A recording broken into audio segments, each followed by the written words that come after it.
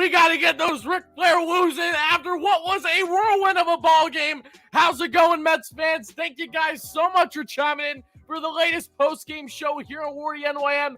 The New York Mets looked really like a team that was dealing with a hangover after securing playoffs last night. They come out today. They get the job done. Pete Alonso, Cisco bombs, Edwin Diaz with the freaking 4 outs. We got a lot of positives. We got GiraffeNeckMarc, the GOAT of baseball content, coming in the show later on, 20 to 30 minutes in, guys. So stay tuned for that. But more than anything, before we break down what was a big win for the Mets, securing yet another series dub, winning 6 straight, and the fact that this team got swept by the Cubs is ridiculous. It just shows you how much, again, all you need is momentum on your side. The Mets had that, even when they didn't have consistent bats. We got a lot to get into. Spam those W's in the chat right now, folks. I want to see them in the chat right now. We got the veins popping. We got me feeling electric.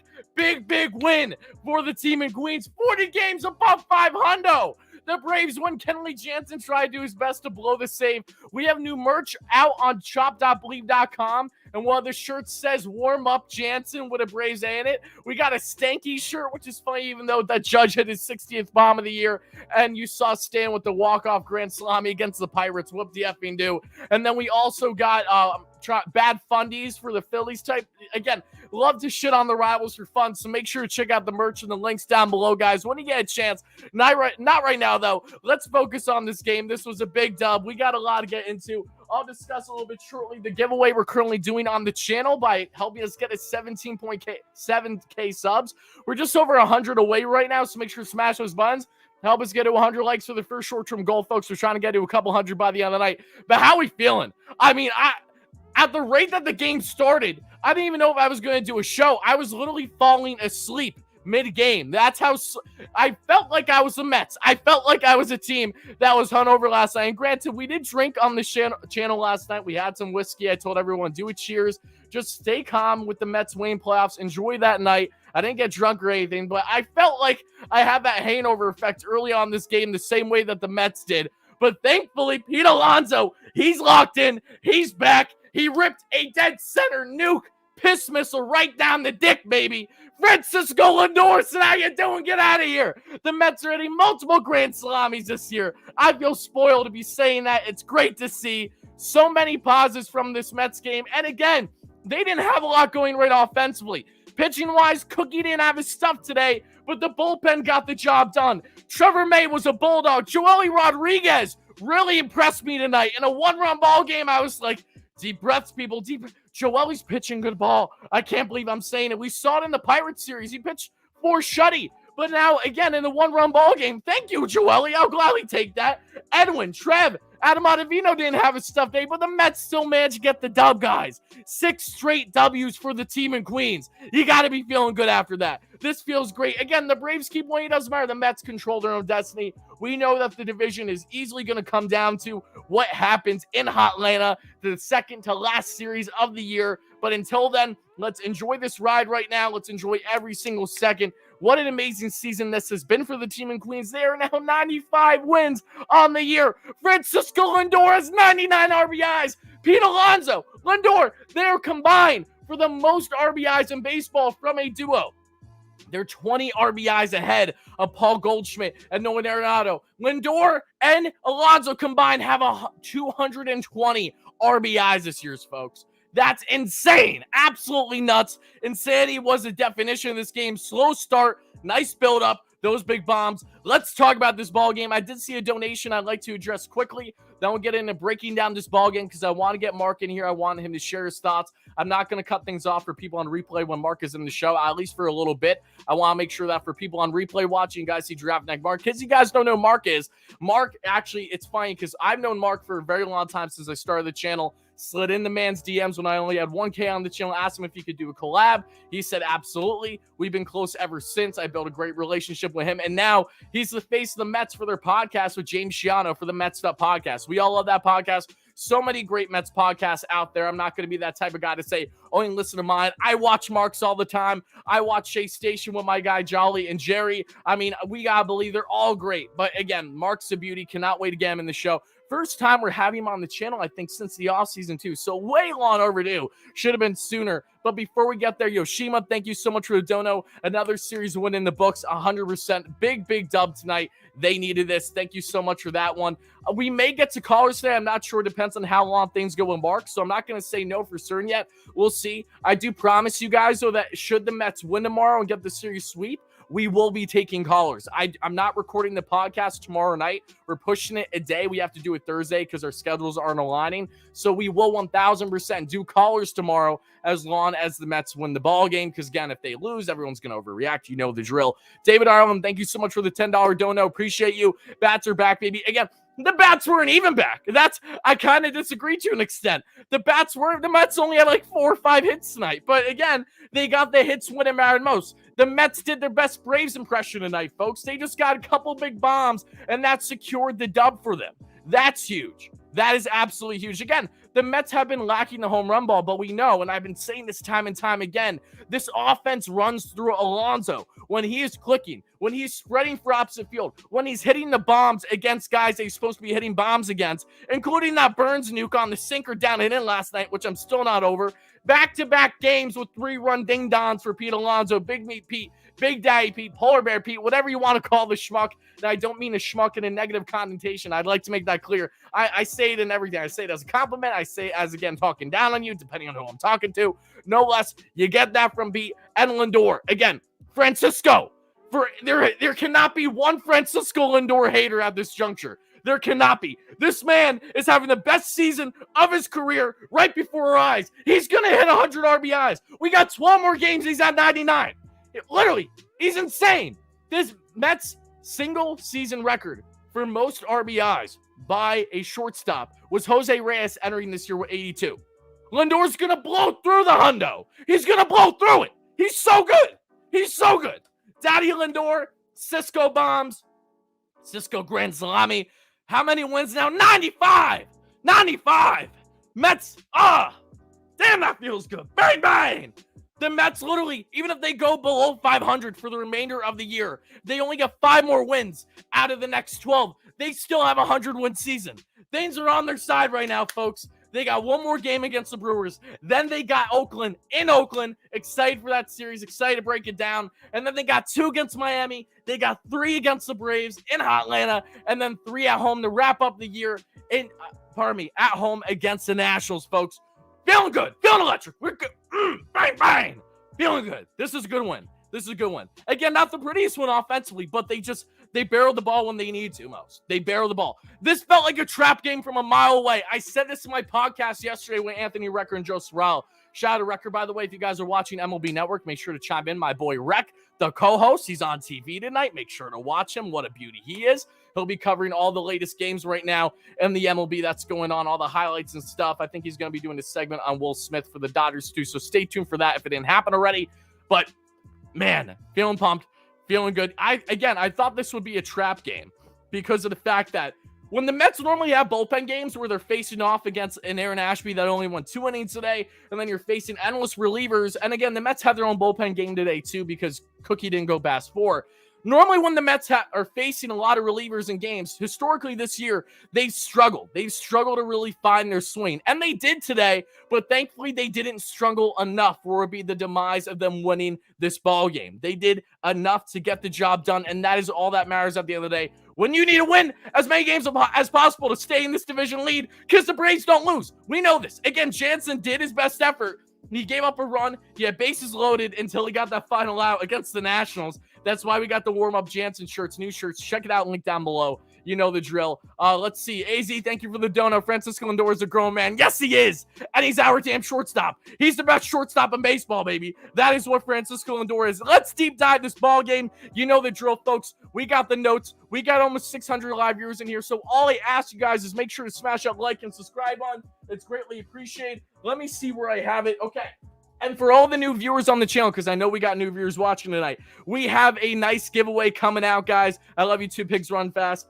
We have a Max Scherzer strikeout counter bobblehead. I'm giving this away, not even when we hit 18K subs, because you guys deserve a giveaway sooner than that.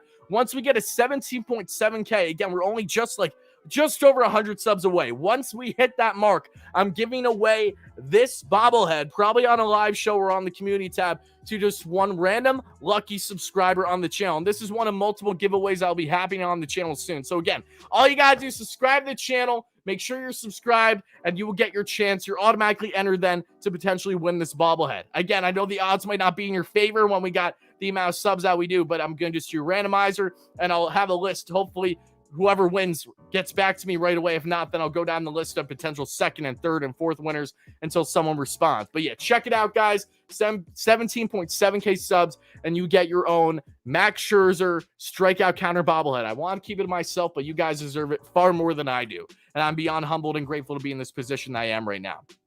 Let's see. Hey, Jack with the dono. Thank you so much. Elf GM. Love Pete. He breaking the franchise record. He's so good. He's only a couple RBIs away now. He's a beast. Let's break down this Mets ball game, folks, because it was a whirlwind. We got quite a bit of notes to get into, so let's just deep dive it. Again, you got Cookie on the bump. Oh no, I went out of focus. Why you gotta get me out of focus, this damn camera? Give me 1 second. Hold on. Let's get the camera back in focus. Give it 1 second. You know the drill. You're gonna get some Wardy ASMR for a second until the camera decides. There we go. Okay. And we back. Awesome. We see Cookie on the bump facing Aaron Ashby. Aaron Ashby, who again, been out with injury, only threw a 30-pitch bullpen, didn't even have any rehab stints. That ended up being his demise, as again, he did not do well. Yes, he didn't give up an earned run, but he labored a bit, and he threw 41 pitches in 2 innings, as did Cookie, but he was on a short pitch count. So no less than the Mets. They're trying to score early in this one, folks. And as I always say, if the Mets score within the first couple innings of a ball game, you love their chances of winning. They're an almost automatic win if they score within the first couple innings. However, if they give up runs within the first couple innings, the odds aren't nearly as great. They're a team that normally, as of late, over the past month and a half, hasn't done well when they're facing early deficits. Tonight, thankfully, wasn't the case. But in the first, guys, top of the first, to be exact, Mark Hanna gets a base knock. Lindor with a walk. Alonso with a strikeout. Eddie with a walk. Mets have bases juiced with 2 outs, and unfortunately, they cannot bring in a run. Jeff McNeil grounds out to end the inning. At the bottom, the first guys. Adames was, who, again, raked tonight against the Mets, but it still wasn't enough. With a double. Tellez with a strikeout. Urias with a ground out, who has such an interesting batting stance. He leans back so much. He looks straight, then he looks at the pitcher, and then he does a nice big leg kick before his swing. He's an interesting little player there for the Brewers. Grounds out to end the inning. We get to the second, guys. The Mets don't do anything offensively. Bottom of second, this is where the Brewers start to tack on, and this is where I was like, oh no, Cookie clearly doesn't have his stuff tonight. Juan with the double. McCutchen with an RBI double, back-to-back doubles, similar to how the Mets had back-to-back triples yesterday for the first time since Jose Reyes and Jason Bay in 2010. No less back-to-back doubles this time for the Brewers to bring in their first run of the night. Hero with a strikeout. Narvaez, their catcher, with an RBI single. Taylor reaches on fielder's choice. Adames with an RBI single, his second hit of the day in as many innings, and Tellez would fly out to end things. So already in the second inning, the Mets are down 3-0, and it's not looking good early. They continue to struggle offensively. In the third, Ashby comes out of the game, and they bring in what? Strzelecki? That's probably not how you say his name. I really don't care. The reliever, the right-hander for the Brewers, he would get a 1-2-3 third. And then in the third, guys, in the bottom of the third were 2 outs. McCutchen would a walk. Hero would pop out to end the inning. So thankfully, it wasn't anything more. Cookie wouldn't give up any more runs tonight, but again, he labored in this start, which is unfortunate. He's been inconsistent, but we still love what Cookie can bring. Hopefully he can find more consistency in his next start, which I'd imagine at this rate will either be at the end of the A's series or it'll be to begin the Marlins series. JV, thank you for the dono. Before we hop back into breaking down this game, even with his 15-win season, I have trouble trusting Cookie in big spots. Again, Cookie's been up and down. He's definitely had a solid year for the Mets, but consistency hasn't been there since earlier in the year. Every Mets starter at one point this year has been the best pitcher in this rotation, which is great. It shows you the depth this team has pitching-wise, dealing with ailments all year long and things of that nature. But yeah, I mean, to see Cookie shove the way he did in his last start, and it was against the Pirates, so that's something to keep into consideration. So now, again, labor here against the Brewers. It is somewhat alarming. It's something that we will, as fans, be making note of as we evaluate him going forward to see how he can do against some better teams. Above 500, playoff caliber teams at least. So you see there, guys, in the fourth, Cookie with his first 1-2-3 inning of the night with 2 strikeouts. Mets don't do anything offensively in that inning, as we saw. In the fifth, Trevor Williams comes in, and Trev, who's been a beast for the Mets for a large portion this year, however, didn't have his best stuff tonight. Wasn't terrible, not great. Adames with his second extra base hit tonight, and it's only the fifth inning. His second double. Tellez with a pop out. Urias with a K, and then Colin Wong with an RBI single to make it a 4-0 Brewers lead. After that, we would see McCutchen with a walk. He got on base a lot tonight. Hero with a hit by pitch, but Narvaez with a pop out would end the inning. And that was a huge pop out in the Mets' favor, because if that didn't happen, this game could have really blown out of proportion and fast, not in the Mets' favor, guys. So in the sixth, we see there with 1 out, Milner comes out of the game, Boxberger comes in, and this is where the Mets start to get some success. Mark Canha with a hit by pitch. Mets are only 2 hit by pitches away from tying the single season record in MLB's history with 105. They're currently at 103. It always cracked me up how the MLB had the audacity to do mid-season last year to do the sticky substance ban, and their reasoning was, oh, we're trying to lessen the hit by pitches. Complete bullshit. They just want to change the baseballs because the last year was off to an underwhelming rate offensively. It was the worst in decades. That's why they did it. Don't get twisted. It was never about the hit by pitches. That's why the Mets are literally more than likely going to have the single season record probably within the next couple days with the way they get hit every single game. And Mark Canha with 21 hit by pitches already this year, it feels like. I'm almost certain. Either way, guys, in the sixth, after that Canha hit by pitch with 1 out, Lindor with a base knock. And then Alonso, who's coming off of that 3-run ding-dong game against Burns, gets himself a dead center line drive piss missile. It makes it a 1-run ball game. I'm waking up from my somewhat slumber. Pete Alonso's officially back. He's raking with meaningful home runs, big hits when the Mets need it most. It's a 1-run ball game, and the complete idea, the complete feel, the complete vibe of this game changes right before our eyes thanks to that big blast by Alonso. And then you see there Eduardo Escobar with a fly out. The Mets would do nothing more than inning. That's okay. However, it's a 1-run ball game. We get to the seventh, guys. With 1 out, Boxberger would be out of the game. Taylor Rogers comes in. And I mean, that Josh Hare trade is not working great for both sides on a consistent level. Rogers does the imaginable. He walks the bases loaded. Darren Ruff with a walk. McCann with a walk. Nimmo with a walk. Bases juice. Less than 2 outs. Tyler Naquin comes in a pinch run then for Darren Ruff. And the Mets would get the most of it. You would see there, guys, Mark Canha with a walk. Lindor, Francisco Lindor, with a grand salami. How you doing? Grand freaking salami. And the Mets get the lead. At that point, it's 7-4, favoring the Amazons. What a big blast by Francisco. Talk about clutching up. Francisco Lindor has consistently been hitting not only big bombs, but getting clutch hits when it's mattered most this year. And that, again, when you look at Lindor's numbers over all year, yes, he's had some stretches of not playing great baseball, but for the most part, there's no denying that Lindor, you could rightfully argue, is the best shortstop in baseball, if not top 2, and at worst, top 3. I mean, the guy is literally insane right now. He's, I think, in the top 4 in Fangraphs WAR wins above replacement among all hitters in baseball this year, folks. That is how damn good Francisco Lindor has been. He very well could get his 100th RBI tomorrow in the series finale, if not by the time we get to the Oakland A's series. So Lindor, thank you so much for that absolute, no doubt, piss missile of a grand salami. I mean, huge blast to give the Mets the lead, and thankfully they would never look back. And again, it was one of those things where when you look at how the Mets were performing entering the 6th inning, you know, I wouldn't blame you at all if you thought that this game was over to an extent, just because we've seen the Mets struggle for the past month plus when they're down by 3-4 runs in a ball game halfway through. The bats just aren't alive. It felt like a trap game, but they managed to prove us wrong, because while some of the bullpen was nice, for sure, for the Brewers, not all the bullpen. And Brad Boxberger changed the direction of this ball game, and Taylor Rogers just wanted the Mets to get the win. So after we see there in the top of the 7th and the bottom of the 7th with 1 out, Joely Rodriguez comes, let's see there. Joely would come out of the game, and Trevor May would come in the game. Maybe, no. Am I doing my math wrong? I might be doing my math wrong. Hold on. I think Trevor May comes in the game. Joely Rodriguez, again, pitched a scoreless inning for the Mets today in a 1-run ball game earlier. That was massive. That was huge for the Mets. He had to pitch in the 6th. Yeah. Yes, he did. He came in for Williams that we saw there in the bottom of the 6th. Yelich ground out, Adames ground out to end things. So Joely, again, came in big when the Mets need him to. I'm proud of what he's been able to do for the Mets as of late. Trevor May, again, May didn't have his best stuff either, but he was a bulldog. He chugged through it, and he helped give the Mets the victory in the end. Again, not the best stuff. Urias with a single, Juan with a strikeout, McCutchen with a single, but Peterson coming in, Jace Peterson for the pinch hitter would strike out to end the inning. Again, Trev, not even with his best stuff, he proved to be a bulldog tonight, and that's huge. We need guys that can face adversity full-fledged, even if gives us a little bit of a heart attack, get out of that inning unscathed, and no one's going to complain.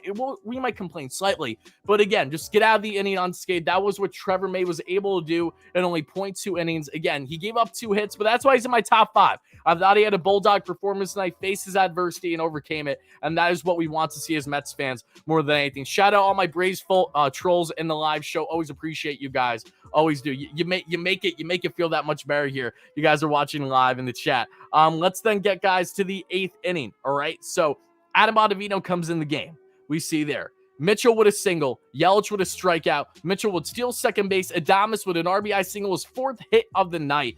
Ottavino exits the game. Edwin Diaz comes in. He gets a strikeout to end the inning. And then the 9th, Edwin Diaz does what Edwin Diaz does. 1, 2, 3. How you doing? With a couple strikeouts back to back on 101 mile per hour and 102 mile per hour. Edwin Diaz stays elite. He stays the best reliever in baseball. I really don't even think it's close at this juncture. I mean, Edwin Diaz has been unhittable all year long. He has been such a blessing. He's looking for a big payday. He wants upwards of 100 mil come the offseason. We'll see what happens. But Edwin, thank you so much, man. Talk about, I've said it so much this year, but it's so rare to see a reliever come into New York, start out piss poor in his first year, have all the fans against him, and overcome that adversity. Not only overcome it, but perform literally as the best reliever in the game. That is what we're talking about with Edwin Sugar Diaz this year. He has just been absolutely insane for this team since day one back in April. And man, oh man, I'm excited to see what Edwin does down the stretch here and come playoff time. He's such a beauty. What a blessing he has been to this Mets bullpen, because trust me when I say they have needed him, guys. But let's get into Wardy's top 5 now, shall we? Lindor, 2 for 3 with the grand salami. He had a total of 4 RBIs, a walk. You see there with the grand slam, 2 runs scored. My number 2 star, Pete Alonso, Big Me Pete, 1 for 4 with the home run, the run scored, and the 3 RBIs. Edwin Diaz, again, 1.1 scoreless with 3 Ks because you're a beauty. Joely Rodriguez with the scoreless inning. No strikeouts, but that's fine. Trevor May, again, the bulldog, as we mentioned. The Mets lineup as a whole didn't do great tonight. Let's keep it a buck. Brandon Nimmo 0 for 4 with a run scored and a walk. Marcano 1 for 3 with a run scored. Eduardo Escobar 0 for 3. Eddie, I loved him in the 5 spot, but he just didn't hit today, unfortunately. Jeff McNeil didn't hit today either, so that's kind of crazy to see. You see there, though, McHits 0 for 4 there. We will then get to Mark Vientos 0 for 4 as well, starting for that rare occasion against the lefty that starts the game at least. Luis Guillorme 0 for 2, and then Darren Ruff didn't get in at bat. I mean, he got walked. We saw there Naquin 0 for 1, but did have that run scored. Pinch running for Darren Ruff, and James McCann 0 for 3 with a run scored. Cookie Carrasco, not a great start, but again, hopefully he can bounce back the next time he's out. Trevor Williams, 1.1 innings pitched. He gives up 2 hits, 1 earned run. Joely, Trev, Ottavino gave up that earned run and only 2 outs. And then Diaz came in to shut the door. So that's Wardy's top 5, guys. Let's get to quick updates before we bring in Mark.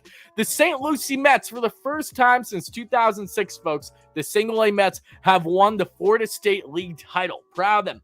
Key contributions we saw from Blade Tidwell, who was a top draft pick, the top pitching prospect that the Mets acquired in this year's draft.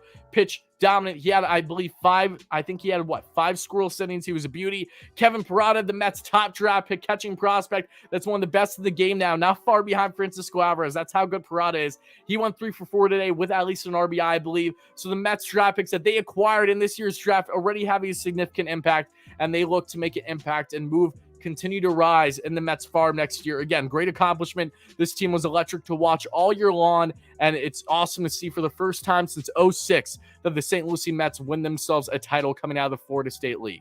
Then we see there Smith activated. That was Drew Smith today. He didn't pitch. Hunter was placed on the 15-day IL with lower back tightness. Again, a move to make a move. We all knew Drew Flo was coming back. I don't know how bad the tightness is for Tommy Hunter, but hopefully he gets back to us soon. I don't even know if he'll be in the bullpen by the time he heals up and gets back. That's to be determined with how the Mets will operate. And again, overall, the Mets slug in this series win versus Brewers. I'm going to get to a donation real quick, and then we're going to bring Mark into the show. Let's see here. Braves fan for life still. I know you are, Josh, and I know you're sleeping on the couch every time your Braves win, so I bet you've been sleeping on your all year long with your girl being a Mets fan. Love the support, though. Thank you so much for that, Josh. I appreciate you. I'm almost certain that you commented something nice on Twitter to me yesterday, too. I'll try to go back and find it. Again, I apologize if I don't get back to certain comments, guys. It's not personal. I mean, when you can see, we got 500-600 live viewers. It's when I'm interacting with as many people as I do on a daily basis. And again, I have late nights every single day, and I have late starts to the day a lot. I've been still covering games. Naturally, that's going to lead into me being delayed and not being able to catch everything right away, comment-wise. Yes, the Mets won 6 in a row, Tim, and you love to see that. Give me 1 second, guys. I'm going to text Mark right now. But guys, everyone, what is your biggest takeaway from tonight's win? Again, the Mets were down 4-0. This was a nice, again, further confidence builder. I know that you have confidence when you just clinched playoff yesterday and you won 5 straight, but now they've won 6 straight, and they did it in an impressive fashion tonight when they still weren't clicking on all cylinders. Farthest thing from the truth offensively. So everyone in the live chat now, let me know, what is your biggest takeaway from tonight's win, winning 6 straight now? This is great to see for this team. Hopefully they can continue to be on a roll. Best case scenario, they sweep against the Brewers tomorrow. If they don't, it's not the end of the world, but hopefully they can. And then we'll go from there to see how they do in Oakland against an A's team, as we know, has struggled mightily throughout the season. But yeah, continue. Let me know your thoughts along with smashing that like and subscribe button, guys. Always appreciate. I mean, this was a nice win for the Mets. It really, really was, and it was beyond needed. Let's be real here. This was something that the Mets desperately need to make happen, and they were able to do just that.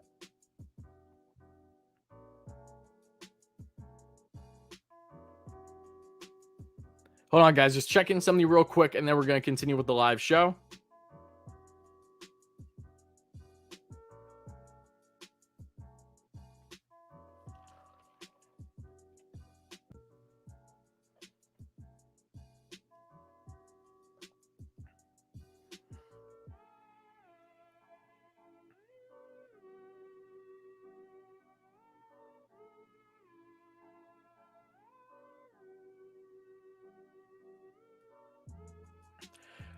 All right, folks. Orphanage Miller, DeGrom with a dono, and then we're going to bring Mark in. Let's see what he says. An all NL East team cooks an all, and I can't even speak right now, an all AL East team. I don't care. I mean, yeah, no, that's what you expect. Again, thank you so much for the donut, brother. I appreciate you.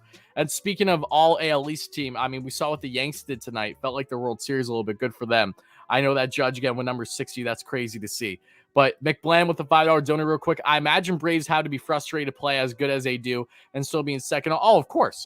That this has been fuel to the fire for them, as it's been for the Mets, knowing that they've been nipping out the heels all year. Not saying I want them in first, but yeah, no, I agree with you. Of course it's been frustrating. That's why this further amplifies how significant and important. It's going to be the biggest series of the year. It's crazy to say that, but it's going to hold true when they are in a hot Atlanta playing against our beloved Mets. But let me switch this up now. We're going to bring in Mark and see what he has to say.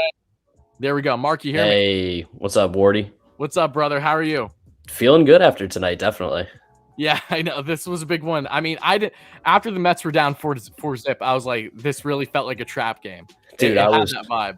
I was sweating because I bet the Mets and the Nationals in a little parlay today to try to get some vibes going, and I was like, man, I'm going to lose on both. I have like 4 parlays going right now.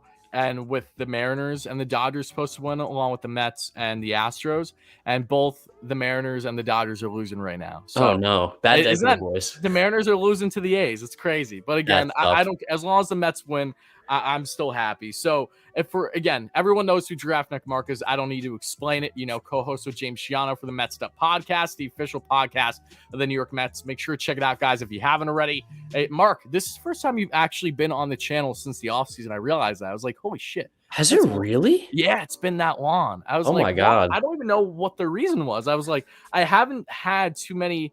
I take callers. I try to at least like once or twice a week, but I haven't had too many just like friends come on the show as guests. So I'm like, why the hell haven't I done this sooner? So that's why I hit you up. So I'm happy to have you in here. No, I'm happy to be back. You know what it is? We've been busy, and like I've been at so many games this year. You've been at so many games. It's like the timing, I guess, just never matched up.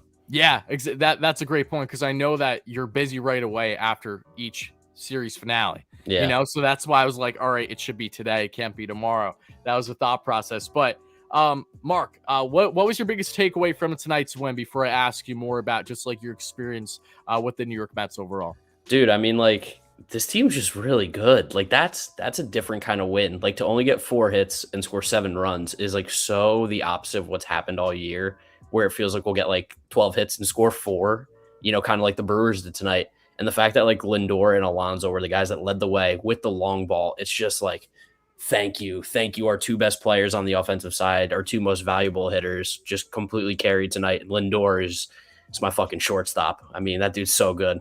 That he deserves. I mean, there can be a single soul out there shitting on that man if you're a Mets fan. At least you No. can't. That you. I mean, he's been. I've been riding with him since day one. I knew that he would snap out of his funk early last year. That we saw that was a little bit more prolonged than what a lot of us fans were expecting. But I mean, there's no denying. I mean, would you say that Francisco Lindor is the best shortstop in baseball right now?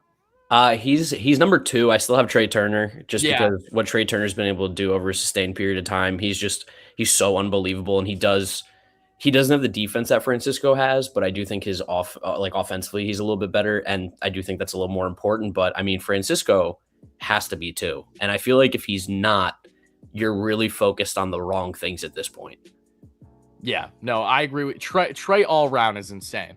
And it's funny because I do remember him saying like his favorite ballpark to play in his City Field. Yes, I saw heard that video. He supposedly wants to actually come back to the East Coast potentially this offseason. Yep. Not going to get my hopes up, but I feel like he's going to get locked down by the Phillies. If anything, they're going to throw the absolute bag at him. Don't do that to me. Don't make him go to the Phillies. Like I want to root for Trey Turner one time in my life. Yeah, I know. He's such a fun player. He's just been on the wrong team so far.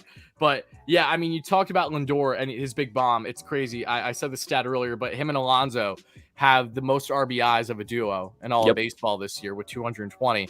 I mean, heading into the season, we've seen, especially over the past, I would say month and a half, Alonso he's been pressing a bit, especially down and away, up high. But as of late, you can tell that Alonso's really finding his swing again. And for him to not only have that big bomb against Burns, which I just thought was far more impressive than the 445-foot bomb he had against the Cubs and one of the 2 bombs he had in that series, not just because of circumstance, but because of who he's facing. To do that off of Burns, that was like, okay, that's impressive. That's a big one. And then tonight, too, again, when the Mets are trailing, because we know Alonso statistically is a shell of himself in any game that the Mets lose. It's crazy. So that's crazy, but he helped lead the way tonight to get that dead center bomb. So what's been like, in your opinion, watching this Mets team being at so many games this year to see Alonso and Lindor, like not single-handedly, but they are full-fledged leading the way for the Mets offensively this year. You have to feel comfortable when both these guys are hot. And again, this is a Mets team right now, still without Starling Marte. So there's still more really, really good reinforcements to come. Yeah, I mean, like, this was the plan, right? Like, when you built this team, you imagined Francisco Lindor and Pete Alonso doing the heavy lifting on the offense, driving in all the runs like they have this year. And the fact that, like you said, I think they've drove in like 220 something runs together this year. Like, it's unbelievable the damage that they do. And like, it's expected, but it's surprising as well, just because they really have been the core of this offense. I mean, like you alluded to that stat with Alonso, where was he have like 14 RBIs and losses, and the rest of all come in wins. It's a night and day. It's not even close. It's crazy. So the fact that like they've been doing this all year, playing as well as they have all year, like this is what we expected. This is how it was drawn up. This was the plan. And the fact that we do have those guys in front of them that get on base so well, like this team just gets on base among some of the best in baseball. The lineup is built perfectly with these guys in the middle to drive in all those guys on base. And you're seeing how much that's benefiting a guy like Lindor, especially, like you saw how the Mets constructed this lineup this past offseason. In my opinion, you had a really good feeling that Lindor was going to break out. I wasn't going to say and guarantee that he was going to have the best season, of his career, which is kind of what he's doing right now. Yes. But he's kind of doing that, It's so weird to say that like he could be having his best year of his career because he's had so many really, really good years, especially in Cleveland. I mean, when he hit like 35 homers that year, like while the home run numbers aren't the highest of his career, like 25, he's going to finish with 100 and an 800 OPS with 16 stolen bases and Gold Glove defense. And like just the whole culmination of what he's been able to do over the season. he's having the best season of his career. I tweeted this back in March that Francisco Lindor would be a borderline MVP candidate this year. Yep. How far off do you think I am right now? No, dude, I think so. Me and James actually have been talking about this, and a couple months earlier, we're like, we're probably gonna have 2 top 5 MVP guys with Lindor and Alonso. I think Lindor probably gets bumped ahead of Alonso, maybe in my eyes, but I don't know what the voters will do. It's like that weird thing too, where they'll cancel each other out, and it's also weird because neither of them should win the MVP or deserve to with the way that Paul Goldschmidt and Freddie Freeman and those guys are playing. But man, like I gotta think Lindor's in the top 5 at minimum right now. It's crazy because I saw that he's, I think, top 4 or 5 at worst in all position players in F4 right now. He's crazy. Like it's literally insane to see what this guy stinks. He's terrible. I mean, Lindor sucks. Come on, keep it real. Before we go forward, I did want to, again, shout out everyone here in the live show, guys. Make sure after you're watching this, check out GiraffeNeckMarc on his YouTube channel in case you haven't already. Again, I don't know how you haven't if you're a baseball fan, but still make sure you do check him out, of course, on the Mets Stuff podcast, on the New York Mets YouTube channel, and wherever you get your audio podcast. I did see Ed Flo with a dono. He betted on the Mets to win 7-4 today. So wow. He's happy, but he's sad at the same time. He was pretty damn close. Unfortunately, Adam Ottavino just had to ruin things for him. But so Mark, I want to ask you, as you've been now building these relationships with the Mets now, you're on the field all the time, you're doing these player interviews. What has this entire experience been like for you? Because again, it's not like you're that schmuck that's, say, a beat writer that wasn't even a Mets fan coming into this. I mean, you're literally just a diehard Mets fan that was given this opportunity, and now you're living the dream in that sense. So just break it down. What has this full season covering the Mets, being a part of the organization, been like for you? Yeah, I mean, it's been a dream. Like, I'm incredibly thankful that they gave us the opportunity to be the podcast for the team. Cause I mean, there's so many great ones out there. So, super, super happy they chose us, and being able to interact with the players, being able to see the day-to-day that's going on, being like really in the deep of it. I mean, me and James kind of look at each other every once in a while. We're like, do we even believe that we're doing this right now? Like, imagine when we started this Mets podcast that we were going to, say within a year, we're now going to work for the Mets and do the podcast for the Mets. Like, everything that we do, we just like feel super lucky and super, like, I don't want to say like honored. I can't think of a better word, but that we get to experience this end in what could be one of the best Mets seasons of all time. I mean, the way that they've been playing too makes it even better, because we know it's a lot more fun to watch this team and to cover this team and to talk about them when they're winning. So we haven't had a lot of negative episodes, which is great too when you work for the team. You don't want to ever be negative. And I love it how the last episode that you guys did too, you had a little bit of a bat situation going on. So everything imaginable has been going on with the podcast you guys have been recording. Dude, it's crazy. Like, when you're like, we have been there like super, super, super late at night. Like, what was it during the Cubs series? We didn't get home until like 1:30, 2 o'clock in the morning, because when the game ended and recording and all this.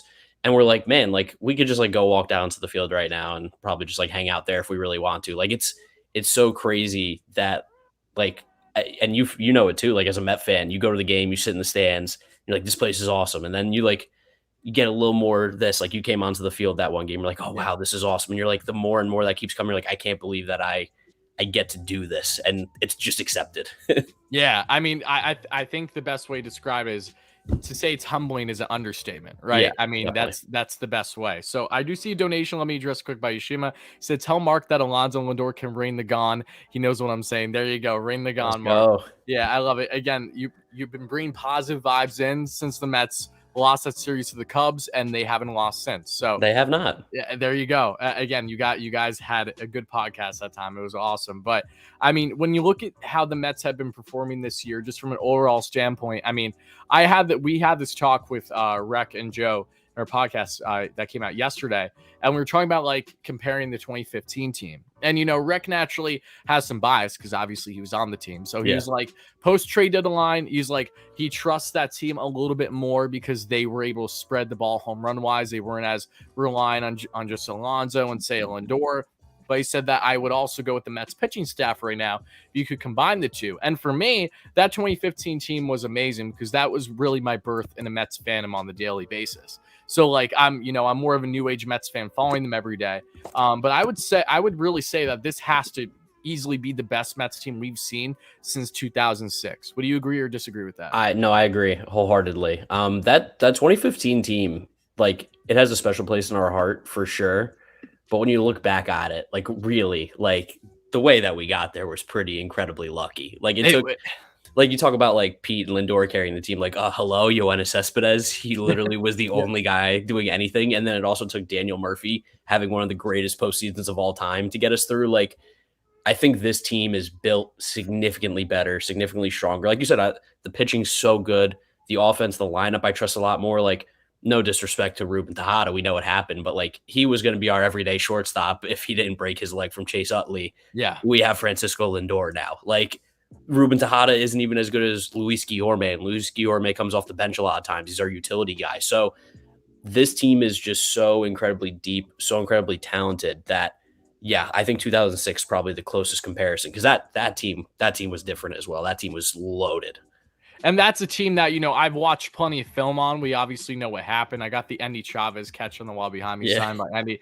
When you look at that team back then, unfortunately, them falling short, you advance forward to now with this club. And one thing that just sticks out like a sore thumb, and it's funny because you, myself included, a lot of us content creators weren't in love with the idea of Buck Showalter as manager originally. He was someone where we really need to learn more about him, because if you just looked at the numbers, you looked at the stereotypes where Buck just can't get a team over the hump. He's had issues with bullpen management, which again, he has had some times this year. I'm not going to say he's perfect because no manager is perfect, but he's on path right now to be manager of the year. I think that can easily be said.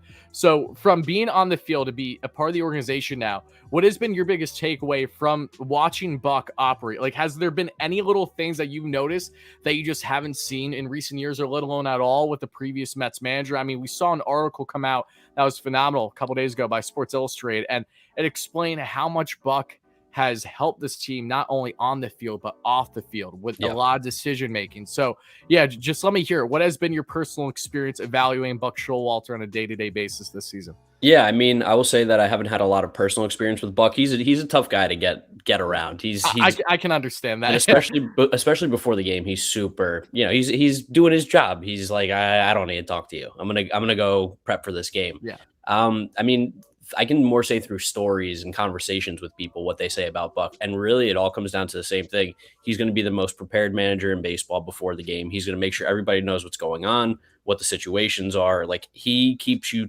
like, the Mets had that weird little stretch where they played like crap. Like, there's no doubt about it. But he got the boys right back on track. And that's, I think, one of the big things that the Mets, and I think even us Mets fans, really wanted was, while Luis Rojas, take it for what it is, I don't think he was actually a bad manager, but the results were bad. So understandable why people would be upset. But I do think where he lacks, where Buck doesn't, is that Buck's a leader. Buck is a leader of men. And Luis Rojas, I think, at times probably had difficulty commanding the clubhouse, being able to get those guys motivated, being able to keep them on track, where Buck has done this forever. He's a veteran of the game. He's got a ton of respect from players that are playing now, currently, guys in the past, people around the league. Everybody loves Bucks and respects him. So I think that him being able to bring that level of preparation and readiness every single day for the Mets, you never have to worry about where you're hitting in the lineup. You know what it's going to be. You never have to worry about, what you guys are going to do, what the plan is on a given day. He's ready to go. I think that's something that the players got to appreciate, especially when they're taking in so much information themselves on what's happening in the game, that they don't have to worry about these little things because Buck's got it handled. And I think from like a culture perspective, it's insane because you saw Lindor say it himself, like, this team was in disarray my first year here, you know, from top down. And Steve Cohen, again, it was his first year. A lot of things still need to be had, and he quickly learned, which is a great thing to see what Steve has done in a short period of time.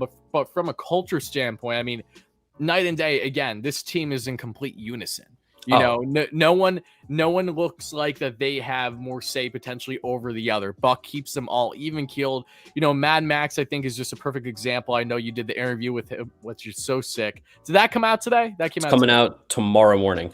Okay, well, I'll make sure to watch it. I mean, we've heard it endless times, on the broadcast. I'm sure you've seen, obviously, from being at the field and everything, how Max, having the pedigree that he has, he's the most selfless guy imaginable. Yes, like, he's just here. He's here to help. He's here to win. I mean, his impact, I think, of Chris Bassett right away, because I think he's helped Bassett immensely. I think just the entire rotation, how they have come together, and this entire club. There's no little there's no little clicks or anything of that nature that's toxic to the team that we Yeah. unfortunately saw last year. So, I Yeah. mean, from a culture standpoint, Buck has just come in, he put the foot down, but even that one quote, which I thought was fucking hilarious, that we saw in the article about facing off Sandy Alcantara. And he was saying, we might as well not try. We're not going to hit against this guy to Yeah. purposely get the team a little pissed off. And then they score like 6 earn on him that night. So, Oh yeah. No, yeah, just one of many examples of how Buck has impacted this team and its culture. 100%. The team feels so much different. Not that the guys weren't friendly with each other before, but like you said, they feel like one like cohesive team right now, where before, like you said, maybe a little split off in parts and maybe not as together. But yeah, the group of guys and the way that they mesh, and even the new guys that they brought in to fit in so well too. Like I think that's really important as well, that it's not only a team that gets well or like gets together well with themselves, but it's an easy team to come into and just kind of fill your spot and everybody's happy. Yeah, I think a great example of that would be a guy that underperformed for a large portion this year, Eduardo Escobar. Yep. And there were a lot of fans, including myself, that were like, there were points where I borderline wanted this guy off the team, or at minimum, not starting consistently. Yep. And Buck still was riding with him. And a big factor in that was, one, we knew how bad he was underperforming. He would find his swing eventually. Thankfully, he has at the best time possible for the Mets coming off the IL.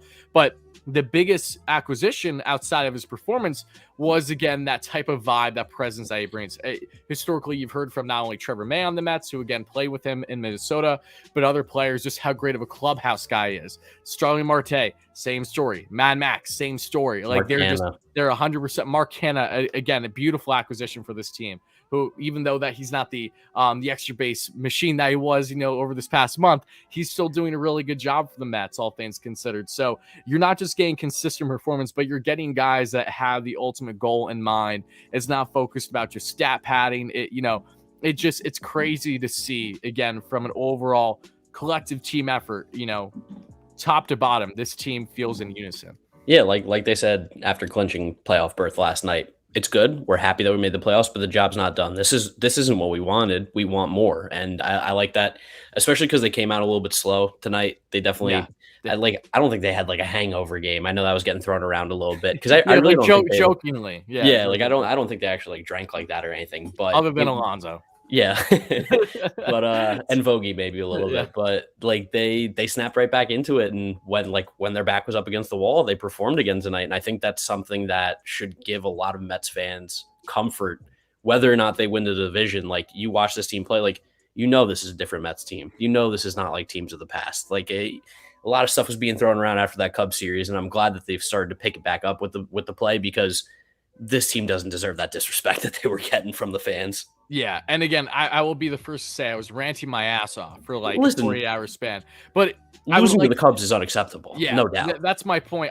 The only reason why I reacted the way I did is because I know how good this team is. Yep. I'm not trying to be a Frank Fleming, just freaking out over 1 out. I'm freaking out for like the first time all year, because this was supposed to be the easy part of your schedule for the first time all year, and you didn't take nearly enough advantage of it up until we got to that 4-game stretch against the Pirates in which they sweat. But for the Mets, watching them all year long and seeing, for me, my biggest takeaway has been that, yes, while they've had their ups and downs from an offensive standpoint, really not so much pitching. I mean, all things considered, the Mets have stayed afloat. They've been one of the top dogs in baseball pitching-wise all year long, and having Jake back is huge. Again, cannot say enough how amazing he is. But when you look at what they've been able to do in the games that matter most this year, not just teams above 500, but again, big matchups. They have that playoff atmosphere. They get it from the fans, which is huge, and they thrive off of it. They don't look like a team that is going to get shelled come playoff time. They look like they give you the exact idea of a team that's going to grind it out until the very end. And they thrive off of Citi Field. It was nuts. I was talking with James, and I did like a Twitter Spaces during the Cubs series late at night. He chimed in, and he agreed with me how it's crazy how you could tell that the Mets just can't seem to rally around one another, because Citi Field was like half empty. Like they weren't used to it almost. It was almost like a shell shock. Like they thrive with the environment around them. And that is what really stands out to me. Even when they haven't played great against teams below 500, even though that team's below 500, they still have a great record against this year. It's not our fault that the Braves have like 62 wins against teams below 500. What matters is the Mets being 41-30 against teams above 500, when the Braves are still I think they're a game under still. So Dude, like, just put things in perspective a little bit. I mean, listen, the Mets just keep winning. Like, are they going to win 14 out of 14 or 13 out of the 13 games left? Like, no, that's not going to happen. But is it 12 or 13? How many? 12 or 13, one of it. Okay. I don't honestly remember. But just keep winning. Just keep winning. Keep playing good baseball like they have these. Like, the Brewers are not as good as maybe we once thought, but this is a playoff baseball team right here. Yeah. They're fighting for a spot. They have a lot to play for right now. They're just trying to sneak in. The Mets are like, we could lose out and still make the playoffs. Like, it doesn't matter. And they handled Corbin Burns, the former Cy Young, who's also having a great year. And while today was a little bit more of a bullpen game for the Brewers, like you said, like being down and just fighting back. And you want to talk about atmosphere, there's zero atmosphere in Milwaukee. Those fans are, as rightfully so, pissed. And the Mets were still able to come back in this one. Like the big hits, the rallies, the walks. I mean, some really, really good at-bats late in the game. This is a team you don't want to run into. They make you grind out every game, like you said, and that's exhausting. That's tiring. And I think as you go deeper and deeper into the playoffs, that plays into the Mets' advantage more. Speaking of playoffs, again, on paper, yes, you want the Mets to win the division, get the bye, and potentially not have to worry about a team like the Dodgers until the NLCS. But let's talk hypothetically for a second, because there is a very strong chance the Mets won't win the division. Again, it's this tight right now. Say they get in the wild card. How do you expect? We know what we hope, but how do you expect things to play out if they start things out in the wild card and then potentially have like an NLDS should they pass that against the LA Dodgers? Like, what do you think would be acceptable for us Mets fans come postseason play? Because for me personally, I expect the Mets to have a deep run.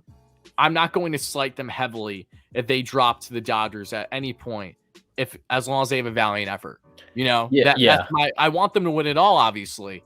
But I don't think the sky would be falling at all if they, again, are grinding out, do the absolute best they can, and they still fall short. So I think, what's your take on that? All the teams in the National League are really good. Like, I truly think that all the teams are going to make the playoffs this year are, like, all very worthy and all good teams. Like, even in the American League, like, there's not really a bad team that's going to sneak in. Like you remember in the past, it feels like every once in a while there's going to be a bad team that sneaks in. But the Oakland A's. Yeah, the A's or, like, the Twins or somebody will sneak in every once in a while. But especially in the National League, like, okay, Dodgers, we're not playing in the wild card. And then if we're in the wild card, we're not playing the Braves. So that leaves us, and it won't be the Cardinals either because they're going to win the division. So it's like Phillies, Brewers, Padres. I'd love to play the Brewers. I'm not going to lie. That's probably my number one choice just because the Phillies have Wheeler and Nola who could just be lights out. That the Mets are 9-0 against us here. But. Yes, I know. That makes it even worse is that we played so well. It's like we're due. But, and then the fact that like the Padres have given us a hard time too.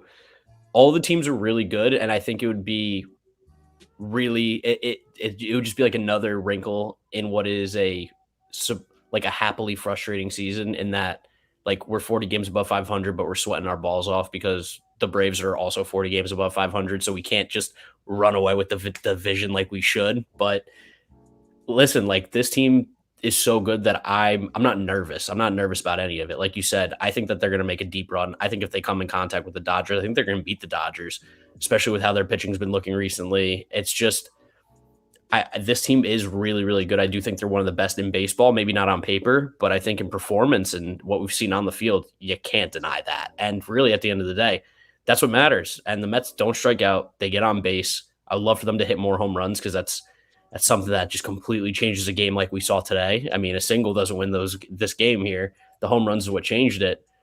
But it's just like when you think of like the 2015 Royals, they didn't strike out. They played good defense. They got on base. Like they did all that annoying shit. It pisses me off how many similarities there are between these two teams. Like I think our team is way better now, even because like that you look at that lineup and it wasn't scary, but they were annoying. They were pesky. We saw it all series long. Like they just did not give up. They kept chipping and chipping and chipping away, making you make plays. They made the plays on their side, and I think that's what we see from the Mets team.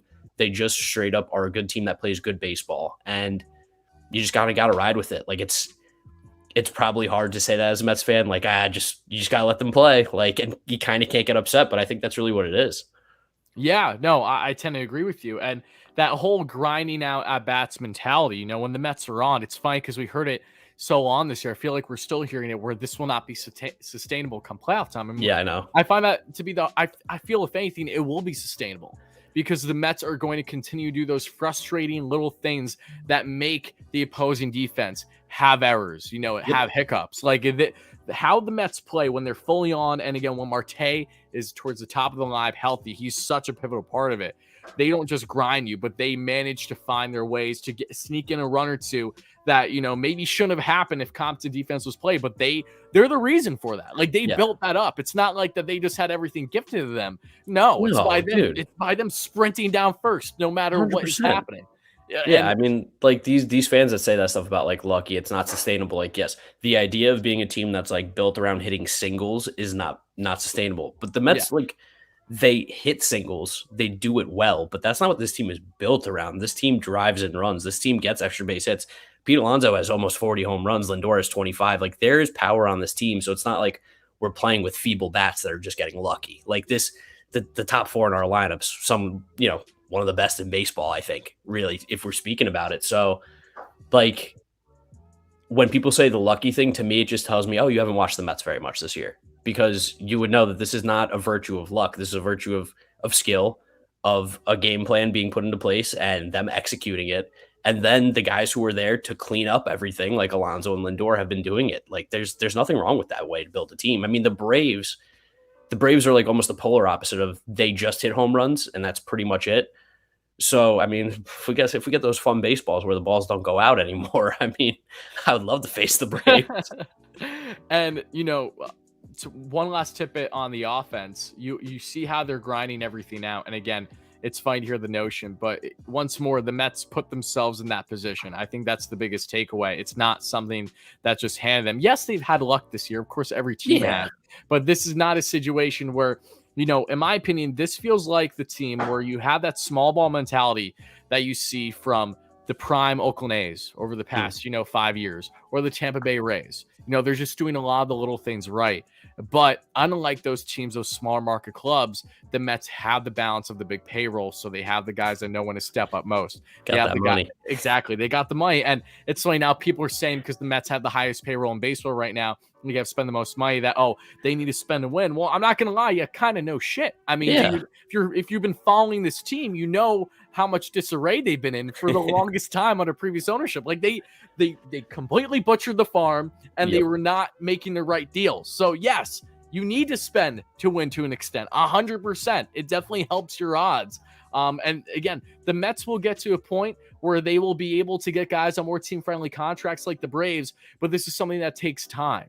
All right, the Braves, they do so great with their scouting and drafting kids, again, that are from Georgia, they're Atlanta natives. They know what they're doing. This is more of a new thing for the Mets going forward that they can learn from, not only with Atlanta, but with the Dodgers as well. Like, there it is. Yep. That's the biggest thing. You can't compare the two because it's different timelines for how these teams are really starting to get on a roll with their, foundation of a club. Yeah, everybody talks about the Dodgers being good because they spend money. Now, yes, they do spend money, and they do get the best players like Mookie Betts and Freddie Freeman. Those guys are big, and they're not, and Trey Turner, they're not from their farm system. It's so weird to see them all on the same team still. Yeah, but they also have the ability to pull up guys just completely out of their ass from their farm system. Their farm system is probably the best in baseball still. I mean, they just constantly churn out major leaguer after major leaguer after major leaguer, and they're able to fill those holes that those superstars can't get all the time, and they're cheap, and they're good. And it's a process. And then they trade away the guys when they don't want them. I mean, they trade away Keibert Ruiz and a couple of Josiah Gray and a couple other guys, and got Trey Turner and Max Scherzer. Like, I don't think the Mets are there yet because our farm, of course, isn't like the Dodgers. But the fact that we didn't give up anybody at the deadline, improved as a team, are still winning games. Like, we're in such a good position the way that the process is happening that, like, the Mets they're building a super team. It's coming. Oh, it is coming. And this is year one. This is year one. You know what this team kind of gives me vibes of, putting my bias aside, the New York Rangers. Because last year for the Rangers, it was their first year out of their rebuild, now going to be more of a playoff contender. That's what they did when they made Chris Drury their GM, Gerard Gallant their head coach. And the goal for the Rangers and us fans last year was for them to just make playoffs.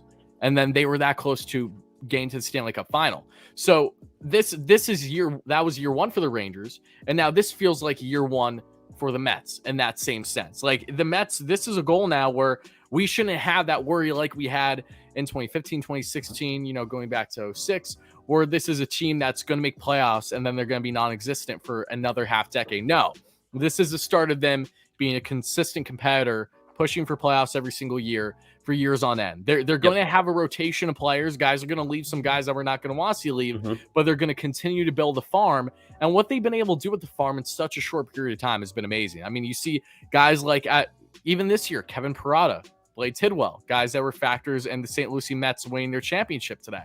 Like those are just one of multiple pieces that will come along the way and be impactful either on the team or as trade chips. So before we wrap things up, Mark, I want to ask you, so the Mets, I think they have 12 games left. Could be wrong. 12. Let's go with the idea of 12, even if I'm wrong by a game. What is your prediction for the remainder of the season? How do you think they're going to fare? All right. So, I mean, like man, that's tough. That's tough. I really do think that they have a good chance to win like 10 of the next 12. I think that's I don't want to say realistic because I'm asking them to win, like I said they'd won 12 of 4 in their 16-game stretch against a below 500 teams. So shame on me. No, but like, I mean, you see the schedule, and of course, like, got to finish up the Brewers tomorrow. And then we got the A's in 3 for Oakland. And like, the A's are bad, but like, I don't know, something about Oakland. That place is just like where dreams go to die. So I wouldn't be surprised if some crazy things happen. But the Marlins down the stretch, like, it really does come down to that Brave series because I mean, we've all known this all year, but whoever wins that series between the two is probably going to end up winning the division. And then against the Nationals, wrap it up. I'd love for those games to not matter at all. I would love for those games to be insignificant and not matter. Like, how great would it be to be like, oh, we clinched in Atlanta, like celebrating in Atlanta on their field. Oh my God. That'd be like, I feel like Leonardo DiCaprio from Wolf of Wall Street. I'm just biting your knuckle. I mean, that would be chef's kiss right there. That would be perfection. Because you saw the Braves, they're trolling the Mets now. They have freaking their own version of Timmy Trumpet out there for Contreras. Like, we need to stop this from happening. Like, if they can put the foot down in Atlanta, that would wrap up what has been such an amazing season for the Mets. Regardless of what happens in the playoffs, this is easily one of the best regular seasons they've had in their 60-year existence. 100%. I think basically the number is going to be, I think the Mets need to win 9 or more games. I think if they win 9, they win the division. Anything less than that in their next 12, it's going to be, you're leaving it up to chance a little bit. But I think if you win 9, you win the National League East no matter what, pretty much. And, yes, they just swept the Phillies, but now they got a 4-game set in Philly. Yes. Where the Phillies are, again, they're not in a spot like the Mets. They need to make sure they win out, basically, to make sure they secure the wild card. So I think the Phillies are at minimum going to win 1 game. And dude, they friggin' better, man. Like, I don't know. I need you to go down to Philly and maybe go see a Philly Brave game and throw on a Phillies jersey or something. Because my goodness, you know what's actually a good idea if I can get it in time, because we just came out with new merch today, and it's to rag on rivals. So we have one shirt that says "Warm Up Jansen," and Jansen almost blew it today. Then we have a Stanky shirt. And then we have a Bad Fundy shirt, which I got to get to Keith Hernandez somehow. So if I can get the Bad Fundy shirt in time, I'll rep that. I'll go. Maybe I'll try to go to one of those games. Listen, I think for this upcoming series, I think they're at least getting Nola, and I guess they'll also be getting Wheeler. And Strider isn't pitching. Which is nice. Which is really nice. He's going to be facing the Mets, though. It's like purposeful, so he lines up against them. We'll fuck up that little hobbit on the mound. I don't know. Do you know? And again, and then we'll wrap things up. I wish I knew this sooner, but like after his second post game where he beat the Mets when the Mets had their injuries to Ty and Cookie, he was saying he was flustered, especially in that game in New York. He didn't have his chamomile tea, and I was dying because I looked this up. And the main thing that chamomile tea is used for is for like menstrual reasons. And I was like, oh my God, why didn't he say this sooner? It would have been a field day on Twitter. I'm like, why didn't I know this ahead of time? That would have been perfect. Dude, I double hate that guy. He's Brave and he went to Clemson. Those are like my 2 mortal enemies. Like, this just what is it with schmucks and porn stashes this year? First it was Michaelis, and now it's Strider. Like, I despise them both. I mean, it's just because like to have that look, you gotta have a pair of balls on you a little bit. You gotta be a little crazy out there. So as Strider wears the peace logo on around his neck, what he fucking do? But you know what, guys? I think that's gonna wrap up the show. I want to thank you guys all so much for watching. This was a blast. Mets win a big one, 7-5. They win the series. They win 6 straight, 95 dubs on the year, 40 games above 500. Pete Alonso, Francisco Lindor, thank you for your service tonight. Guys, make sure to smash that like and subscribe on as always. And again, huge shout out to GiraffeNeckMarc for chiming in. Hopefully we'll get him back on the channel again soon. Mark, before we wrap things up, where can everyone find you? Yep, at GiraffeNeckMarc on all social media, and check out the podcast Metsed Up, METSDUP. There you go, guys. Thank you so much, and I'll catch you guys tomorrow for the series finale against the Brewers. Peace out. Peace.